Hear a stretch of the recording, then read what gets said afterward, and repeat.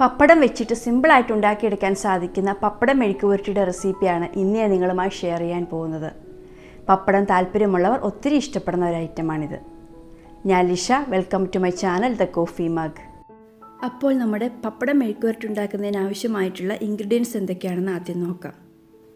ഇതിനായി ഞാൻ എടുത്തിരിക്കുന്നത് മീഡിയം സൈസിലുള്ള 12 പപ്പടമാണ്. നിങ്ങളെടുക്കുന്നത് ചെറിയ പപ്പടമാണെങ്കിൽ ഒരു 18-20 എണ്ണമൊക്കെ എടുക്കാം കേട്ടോ. 30 മീഡിയം സൈസിലുള്ള ചുവന്നുള്ളി,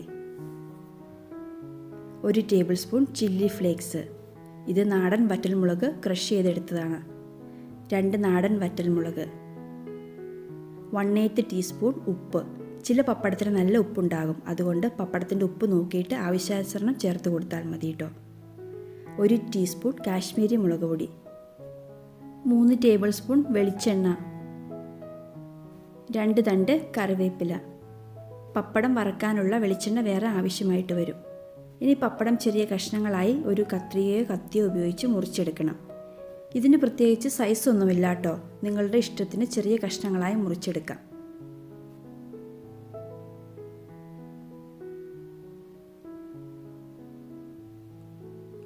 അടുത്തതായി മുറിച്ചെടുത്തിരിക്കുന്ന പപ്പടം വറുത്തെടുക്കണം. അതിനായി ഒരു ചീനച്ചട്ടിയിലേക്ക് വറക്കാൻ ആവശ്യത്തിന് വെളിച്ചെണ്ണ ഒഴിച്ച് ചൂടാക്കാം. വെജിറ്റബിൾ ഓയിൽ ആയാലും മതി, പക്ഷേ നാടൻ കറികൾക്ക് വെളിച്ചെണ്ണ ഉപയോഗിക്കുമ്പോഴാണ് കൂടുതൽ രുചി. എണ്ണ നന്നായി ചൂടായി കഴിയുമ്പോൾ തീ മീഡിയം ഫ്ലെയിമിലേക്ക് മാറ്റിയിട്ട് മുറിച്ച് വെച്ചിരിക്കുന്ന പപ്പടം കുറേശ്ശെയായി ഇട്ട് കൊടുത്ത് വറുത്തെടുക്കണം. ഒന്ന് ഇളക്കിയെടുത്താൽ മതി, പെട്ടെന്ന് തന്നെ ആയിക്കൊള്ളും. ഒത്തിരി മൂത്തു പോകരുത്. ഇതിനി കോരി ടിഷ്യൂ പേപ്പർ വിരിച്ച് പാത്രത്തിലേക്ക് മാറ്റാം.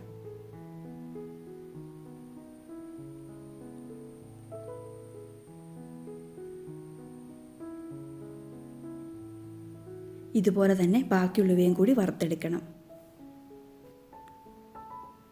ഇതുപോലെ തന്നെയുള്ള നാടൻ കറികളുടെ റെസിപ്പി ഞാൻ ഈ ചാനലിൽ ഇട്ടിട്ടുണ്ട്.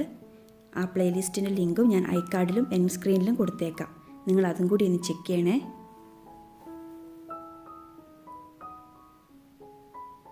ഇനി നമ്മൾ തൊലി കളഞ്ഞ് മാറ്റി വെച്ചിരിക്കുന്ന ചുവന്നുള്ളി കല്ലിൽ ചതച്ചെടുക്കണം. ഒത്തിരി അരയണ്ട, നന്നായി ചതഞ്ഞ് കിട്ടിയാൽ മതി. ഞാനിവിടെ മീഡിയം സൈസിലുള്ള 30 ചുവന്നുള്ളിയാണ് എടുത്തിരിക്കുന്നത്. ഉള്ളി കൂടുതൽ ചേർക്കുന്നതനുസരിച്ച് നമ്മുടെ പപ്പടം മെഴുക്കുപുരട്ടിക്ക് ടേസ്റ്റ് കൂടുതലായിരിക്കും.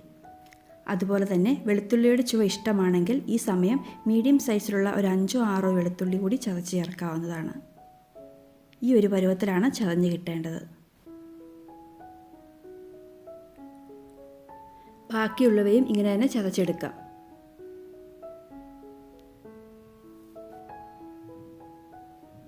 ഇനി നമുക്ക് കുക്ക് ചെയ്യാൻ തുടങ്ങാം. അതിനായി ഞാനൊരു പാനാണ് എടുത്തിരിക്കുന്നത്. പാൻ ചൂടായി വരുമ്പോൾ 3 ടേബിൾ സ്പൂൺ വെളിച്ചെണ്ണ ഒഴിച്ച് ചൂടാക്കാം. എണ്ണ നന്നായി ചൂടായി വരുമ്പോൾ തീ മീഡിയം ഫ്ലെയിമിലേക്ക് മാറ്റിയതിന് ശേഷം ചതച്ച് വെച്ചിരിക്കുന്ന ഉള്ളി ഇതിലേക്ക് ഇട്ട് കൊടുക്കണം.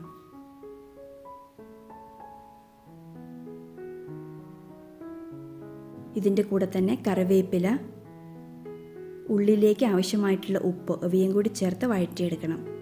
കണ്ടിന്യൂസ് ഇളക്കി കൊടുത്തുകൊണ്ട് വേണം ഇത് വഴറ്റിയെടുക്കാൻ. ഉള്ളി വെന്ത് അത്യാവശ്യം സോഫ്റ്റായി കിട്ടണം.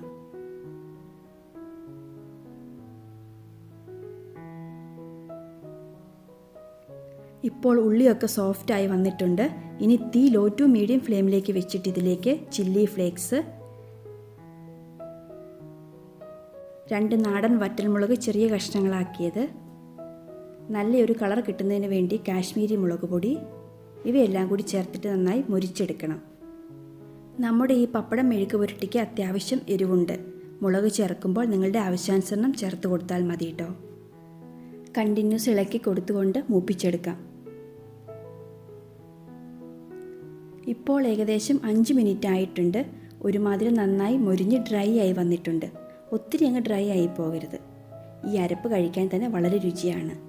ഇനി തീ ലോ ഫ്ലെയിമിലേക്ക് വെച്ചിട്ട് വറുത്ത് വെച്ചിരിക്കുന്ന പപ്പടം ചേർത്ത് കൊടുക്കാം. നന്നായി ഇളക്കി യോജിപ്പിച്ചെടുക്കണം. പപ്പടം പൊട്ടിപ്പോകാതെ സൂക്ഷിച്ച് വേണം മിക്സ് ചെയ്തെടുക്കാൻ.